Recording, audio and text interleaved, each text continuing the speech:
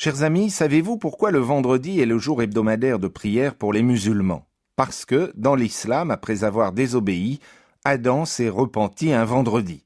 Il faut dire que le regard musulman sur l'histoire des premiers hommes est tout autre que pour nous chrétiens. Le Coran explique que l'Éternel demanda à Adam et Ève de s'expliquer sur leur consommation du fruit de l'arbre défendu. Le couple confessa sa faute et fit appel à la miséricorde du Tout-Puissant.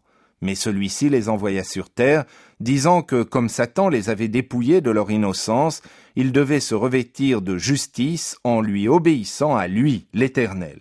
Seule l'obéissance pouvait leur permettre d'accéder de nouveau au jardin à leur mort.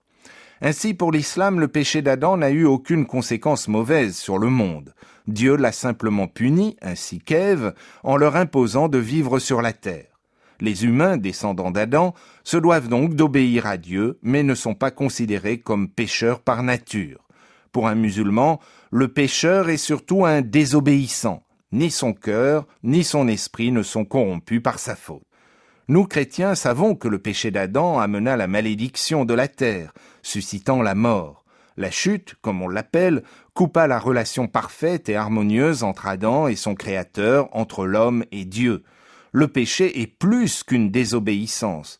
Le Dieu saint ne peut tolérer cette atteinte à sa volonté. Seul Jésus, venu sur terre, vrai Dieu devenu vrai homme, pouvait prendre sur lui le châtiment que Dieu réservait aux pécheurs.